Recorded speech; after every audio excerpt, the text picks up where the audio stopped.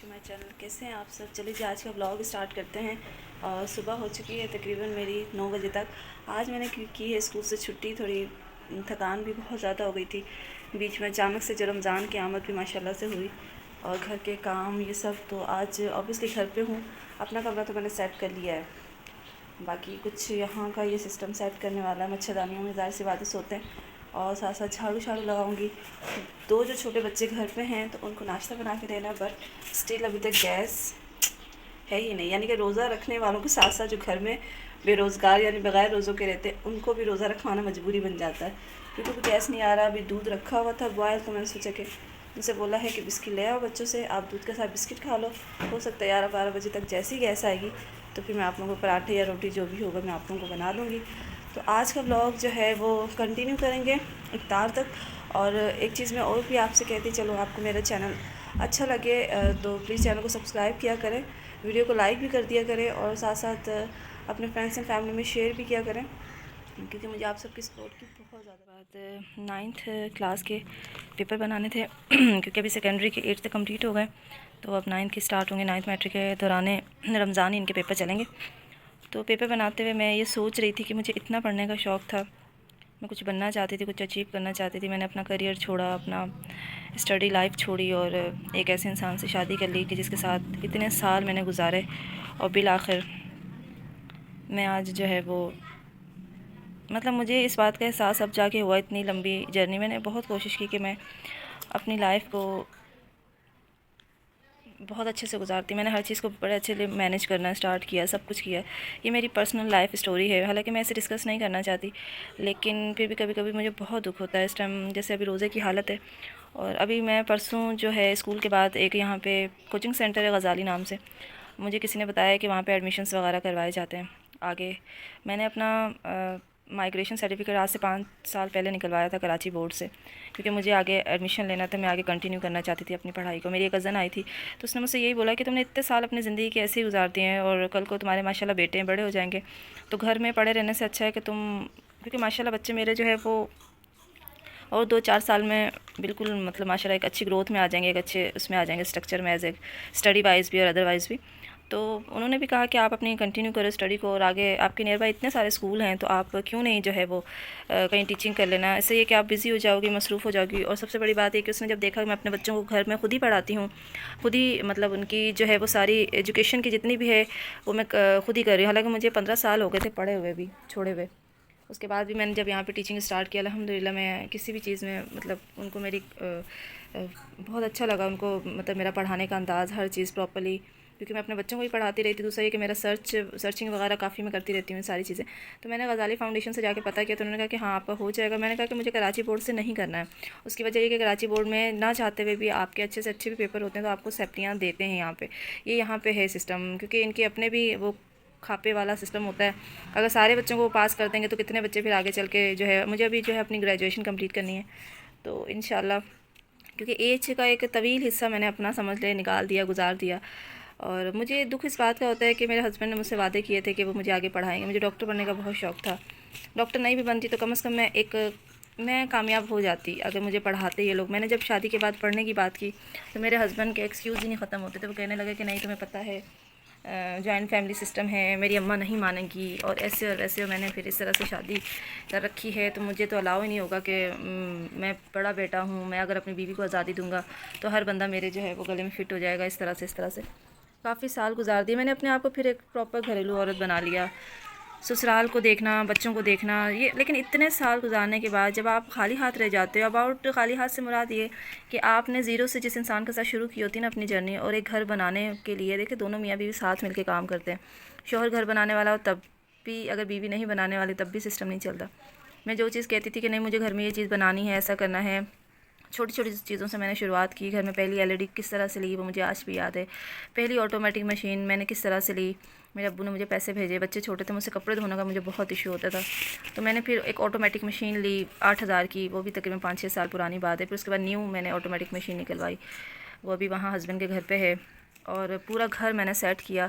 تو ابھی میرے چھوٹے چھوٹے سے خواب ہیں. میرے گھر والوں کے بھی خواب مجھ سے اس ٹائم بہت زیادہ جڑے ہوئے تھے. میرے دادا دادی چاہتے تھے میں ڈاکٹر بنوں, اور ہمارے گاؤں میں ایک ہاسپٹل اس ٹائم بن رہا تھا جو آج بن کر تیار ہے, اور وہاں پہ جو ہے وہ ڈاکٹرس وغیرہ آتی ہیں. تو میرے دادا کا یہ بڑا ارمان ہوتا تھا کہ تم اس ہاسپٹل میں ایز اے ڈاکٹر تم, میں چاہتا ہوں کہ تم مجھے نظر آؤ. لیکن نہ جانے قسمت میں میرے ایسے کون سے پھیل لکھے ہوئے تھے, ایسا کیا تھا میری قسمت میں, مجھے آج بھی یہ چیزیں سمجھ میں نہیں آتی ہیں کہ اتنا سب کچھ کیسے ہو گیا. مجھ جیسی بندی جس نے مطلب نہیں سمجھ میں آتا مجھے. اور اب میں چاہتی ہوں زیرو سے دوبارہ سے, میں نے اپنے دیکھو ہسبینڈ کے ساتھ زیرو سے شروعات کی, اور آج 16 سال بعد I have nothing in my hand. Just میرے پاس میری 3 جمع پونجیاں, میری 3 اولادیں. اللہ پاک ان کو زندگی دے, صحت دے, ان کو کامیاب کرنا چاہتی ہوں, ایک اچھا انسان ان کو بنانا چاہتی ہوں کہ کم از کم یہ کل کو لانے والیوں کے ساتھ اس طرح سے نہ کرے. کہتے ہیں کہ بڑا تربیت کا بڑا ایک کردار ہوتا ہے, ایک بڑا رول پلے کرتی ہے تربیت. تو میں بھی چاہتی ہوں میرے بیٹے ماشاءاللہ سے اس طرح سے ہو کہ وہ آنے والیوں کے لیے مطلب جنت بن جائے, مطلب ان کی زندگی میں ایسا چاہتا ہوں. مطلب میری یہ ہے, میں اپنے بیٹوں کے لیے یہ چاہتی ہوں کہ وہ کم از کم اس طرح سے نہ کرے کسی بیٹی کے ساتھ. اور مجھے بہت کبھی کبھی فیل ہوتی ہے یہ چیزیں. اب میں نے یوٹیوب چینل, میرا پہلا یوٹیوب چینل تھا, میں نے شوہر سے چھپ کے بنایا. میری جب کزن آئی ہوئی تھی تو مجھے تھا کہ میرے ہسبینڈ مجھے اجازت نہیں دیں گے. وہ بھی میرا چینل مونیٹائز ہو گیا, لیکن اس میں انویلڈ کلک تھا. تو اس کا ایڈیشن اس ٹائم 7 سال پہلے کی بات ہے کہ تب ایڈیشن 7 کلک ہوتے تھے, اٹیچ ہوتے تھے. تب مجھے پتہ ہی نہیں تھا, ہم لوگ اپنے پاس ہی ویڈیوز دیکھتے رہتے تھے.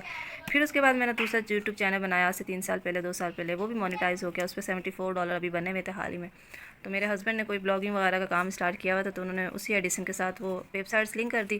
تو انویلڈ کلک کی وجہ سے جو $74 بنے تھے مونیٹائزیشن کے بعد, تو وہ بھی سمجھ لیں میرا اکاؤنٹ ختم ہو گیا ایک طرح سے. وہ انویلڈ کلک کا ایسا ایشو آتا ہے کہ وہ بھی نہ جانے مقدر میں کیا لکھا ہو. میں اتنے سالوں سے یوٹیوب پہ ٹرائی کر رہی ہوں کہ میرا بھی یوٹیوب چینل ہو, میں بھی اس پہ اپنی بلاگنگ لائف اور یہ ساری چیزیں اس پہ اپلوڈ کروں.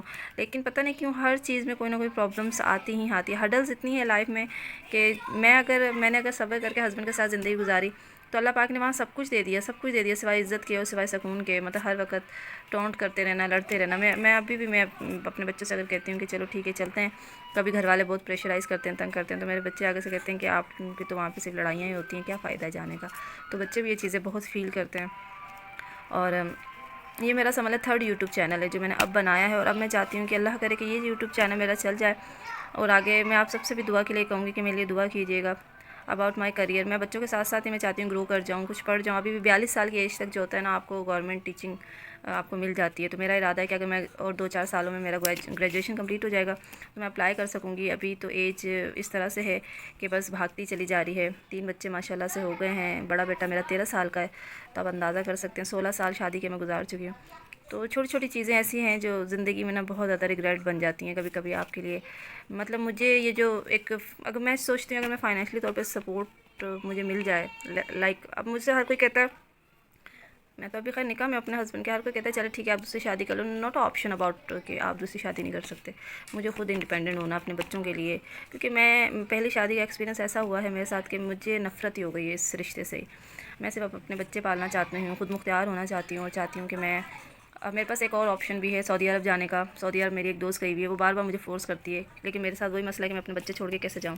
یا تو اس طرح سے ہوگا کہ میں اپنے بچے لے کے ساتھ چلے جاؤں. وہاں پہ سپروائزرس کی ضرورت ہوتی ہے, پڑھی لکھی لڑکیاں چاہیے ہوتی ہیں جو سپروائز کرتی ہیں. وہاں پہ جو کمیونٹی ہوتی ہے نا, جو لیبر کمیونٹی ہوتی ہے لیڈیز کی, تو ان کو سمجھانا بجانا, کام کاج کیسے کرنا ہوتا ہے. لوگوں کے گھروں میں وہ کام کے لیے بھیجتے ہیں. یہ جو مکہ مکرمہ میں جو صفائی کا نظام ہوتا ہے, تو اس طرح کی ایجنسیاں بہت ساری. تو وہاں پہ ایسے سپروائزر چاہیے ہوتی ہے جن کو انگلش بولنا آتی ہو, جن کو لکھنا پڑھنا آتا ہو. تو اس نے مجھ سے کہا کہ ویکینسیز آئی ہوئی ہیں, تم اپلائی کر لو پلیز. میں اپلائی تو کر لوں, لیکن میں اپنے بچے چھوڑ کے کیسے جاؤں. سب سے بڑا مسئلہ یہ ہے. حالانکہ وہاں اگر میں جاتی ہوں تو میری 1.5 لاکھ روپے پاکستانی سیلری ہوگی اس وقت, بٹ اگین میں یہاں سے چلی جاؤں گی, بچے کون پیچھے دیکھے گا, وہ بھی لڑکے ہیں, بگڑ نہ جائے. اور اس لیے سوچا ہے کہ 1.5 سال میرے بڑے بیٹے کا کیڈٹ جانے سے پہلے میں کچھ نہ کچھ اپنی ایجوکیشن کے حوالے سے بھی کر لوں. میرا اللہ کرے یوٹیوب چینل میرا مونیٹائز ہو کے یہ تھوڑا رننگ میں آ جائے, یہاں سے سورس آف انکم جنریٹ ہونا اسٹارٹ ہو جائے, تو پھر میرا ارادہ, اگر نہیں بنتا تو لاسٹ آپشن میرے پاس جو ہے وہ سعودی عرب ہے. اس کے بعد جو ہے وہ سیکنڈ آپشن یوٹیوب چینل تو یہی ہے, اور پڑھائی بھی کنٹینیو رکھنی ہے. تو یہ تھی آج کی چھوٹی سی میری life story about my self. تو دیکھتے ہیں اللہ پاک نے, ہوگا وہی جو میرا رب چاہے گا, اور میں چاہتی ہوں کہ وہی ہو جس سے میرا رب راضی ہو جائے. بندے کے راضی ہونے سے کوئی فرق نہیں پڑتا, بس اللہ راضی ہو جائے. اتنے سال بعد بھی تو اس طرح سے آئی ہوں, اب دوبارہ سے نئی زندگی نئے سرے سے زیرو سے شروع کرنی ہے میں نے. تو بس آپ لوگوں کی دعاؤں کی ضرورت ہے, آپ لوگوں کے ساتھ کی ضرورت ہے. چلیے جی, اس ولاگ کو آج میں یہیں اختتام کروں گی. آج کی کوئی روٹین نہیں اپلوڈ کرنے والی, میں بہت تھکی ہوئی ہوں آج, اس لیے میں نے چھٹی بھی کی ہے. مجھے پیپرس بھی بنانے ہیں, مجھے جو ہے یہاں پہ کچھ سامان رکھا ہوا ہے, اس کا نیو شیڈول بننا ہے کلاسز کا، وہ بھی میں نے بنانا ہے. تو چلیے جی، آج کا دن ایسے ہی گزر جائے گا. اس ولاگ کو میں یہیں پہ اینڈ کرتی ہوں، ولاگ کافی لمبا ہو گیا ہے. تو ہمیں یاد رکھیے گا، اپنا ڈھیر سارا خیال رکھیے گا. اللہ حافظ.